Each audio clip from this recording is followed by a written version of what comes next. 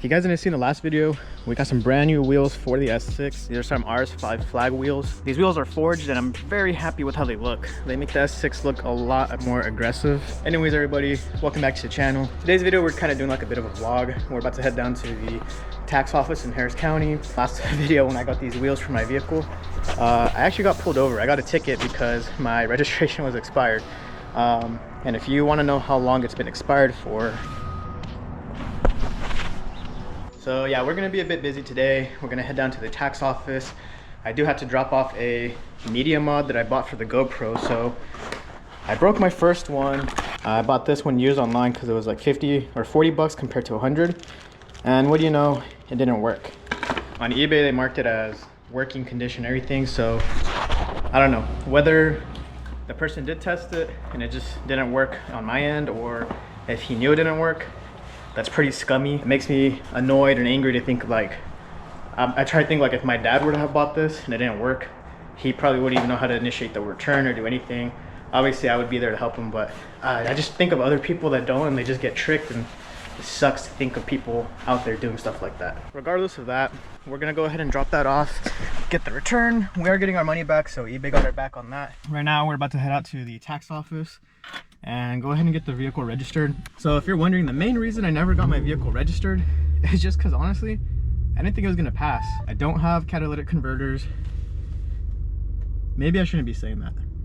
I didn't think the vehicle was gonna pass, but it passed. We're gonna go ahead and take that down, get our sticker and everything, and then we're gonna go ahead and drop off this GoPro at the USPS office, get that return, and then we'll probably hit a few other errands. But for this video, I'm doing more of a Q&A style, so I don't have a large following where I can ask people like, hey, give me your questions, whatever, blah, blah. But I just kind of went through a couple videos, screenshotted some questions, some common things people ask, and we're gonna go ahead and address those. I'm sure you guys probably noticed I don't have any center caps right now on the wheels. I bought them, they came with no center caps. The person that had them actually had them on a BMW X5, which I got those for a steal. I sold my original S6 wheels for 300 bucks on Marketplace. I bought these ones for 450, so 150 for 4 RS5 wheels. It's not too bad. Anyways, the center caps, I should be getting some in today. I just got a notification that they should be delivered, so hopefully we get those later on in the video. I guess I didn't realize how bad the traffic was here, so while we're sitting, let's go ahead and read the first question. How is the S6 still holding up reliability wise? I'm currently shopping for a 16 to 18 A7 or S7. It'll be my daily 400 miles per week. I'm concerned about long-term reliability in the S7. I'm not gonna lie, my S6 has not been the most reliable to me. The work can be expensive if you're not doing the work yourself. In my ownership of it, and it's been a bit over 2 years already now, I've had to replace basically the frontward and rearward lower control arms, one air suspension, one rear air coil. I've developed an oil leak underneath around, I think it's the oil pan gasket. DSG service has to be done at 50K, and then every 25K after that by according to Audi specs. Oil changes every 5,000 miles if you're tuned. Spark plugs every 10 to 15. Coils every like 30, 25 to 30. I've also developed some coolant leaks throughout the vehicle that need to be addressed. And then lastly, the PCV and the oil screen job. So the oil screen is a recall. You can have that handled by Audi. But the PCV is something that would have to come out of pocket. That, again, I can imagine would be pretty costly from the dealer or from the shop. If you can get your hands dirty and get in there, it's probably best to do that. You'll save so much money. I'd give the reliability of this car like 6 out of 10. All right, guys, so we just made it to the tax office, and I really like coming around this area. It's called Old Tomball. The vibes are just like old school, like classic. Anyways, we're here late. We were supposed to be here at 8, but it's 8:15, so we're just gonna get our stuff and then get out, and I'll probably show you a bit of this area just so y'all can see what I'm talking about.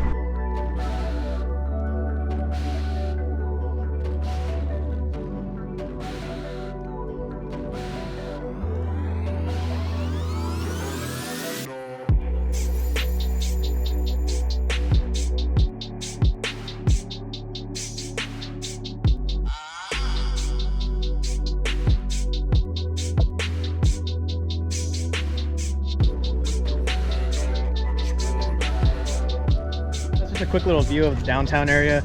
That's like literally in the center of Old Tomball, but just wanted to give you guys a quick little view of what I enjoy about like being in this area. We'll go ahead and answer the next question. So the next one is, I'm looking into an S7, how much should it cost out of pocket, and do you have a warranty? So I didn't pay for my car out of pocket, I actually financed it. The car's cost was $27,000. It was a 2014 C7 obviously, and it had 47,000 miles on the odometer. It was one owner and honestly pretty well maintained, so I thought that was a pretty good deal. I always find myself asking, what do all these people do that are here on a weekday to not have to be at work? All right guys, so like I said, Old Tomball is actually really pretty. They have a poinsettia like Christmas tree right here at the museum. While we're here, let's take a seat, answer the next couple questions. So first is, how much miles per gallon do I get? So I think I average like 19.1. I do a lot of highway driving. I can't remember, I think I get like 380 miles on a full tank. Next is, what Audi between 2015 and 2025 is the most reliable? My car literally falls right outside that range. Is a 2014, but I would have to say an S3. My only reason for that is because the EAA 888, that 2.0 turbo that's in that engine, has been used in so many different vehicles from Volkswagen and Audi, and there's so many different generations of it. I think by now they have to have most of the engine problems squared away, and honestly I don't really hear too many problems other than like the typical water pump stuff, so I'd have to go with a S3. All right guys, so we're gonna go ahead and get out of here, head down to USPS, drop off that package for that GoPro, and I think after that we're pretty free, so we'll see where we go from there, but we're probably just gonna head back home.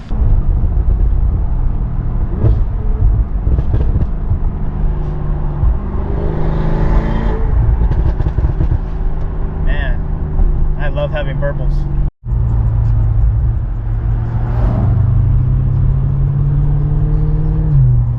Thought he was gonna floor it. Here we are home at last. You can see these little boogers. Hi. Come on. Run. Run. One thing I just saw was, why is my registration expired 08/26? Got the inspection this month in January, so shouldn't it be January 27 it expires? That was supposed to be a year. I guess because I'm doing it late, but still, doesn't that just make sense? Go. Probably the most asked question I get is, what is my exhaust setup? For everyone asking, I've made multiple videos on it, so I would really recommend you guys check out those videos. But it is ARM catless downpipes to the factory mid pipes, which I replaced the first resonator with an X pipe, and then did a secondary resonator delete, still on the factory pipes, all the way to Valvetronic universal mufflers. So they're valved, you can close them or open them, it's just the muffler. But all of this is done custom, like chop shop exhaust, and it actually sounds pretty good. 3-inch exhaust would make it sound way better, but the way it is right now, I think it sounds perfect for this car.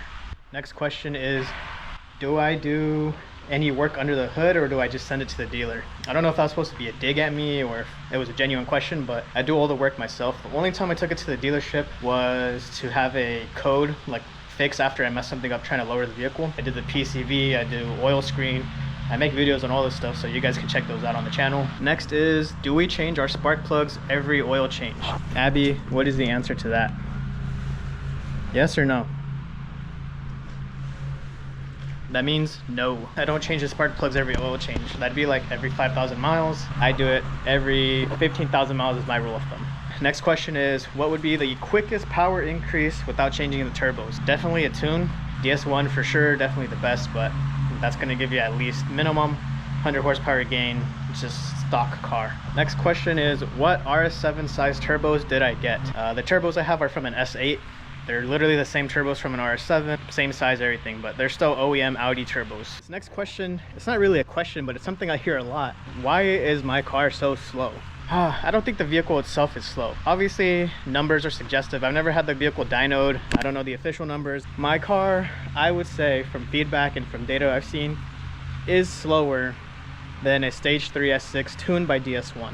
But I think Jackal is just a more conservative tune. I don't think it's that one is better than the other. I think it's just obvious that, you know, DS1 probably has it more dialed in than Jackal does. All right guys, and just like that, day is wrapping up. It's already like 4 actually. We just got the delivery confirmation for the center caps, so we're gonna pick those up.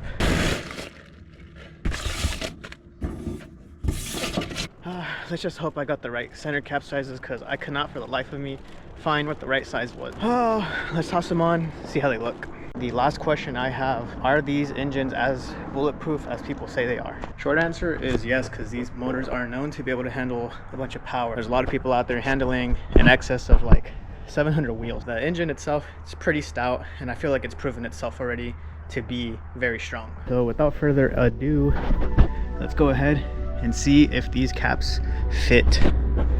Perfect. The first ones I bought actually didn't fit well, and these fit perfectly. Alright guys, and just like that, honestly, to me it looks 10 times better. Really hated seeing the rust in the center of the wheel, but these just look so much better. But alright guys, that's gonna end off the video. Let me know if you guys have any questions. Subscribing to the channel, you'll see anytime I drop new videos. Hope y'all enjoyed. See y'all next time. Peace.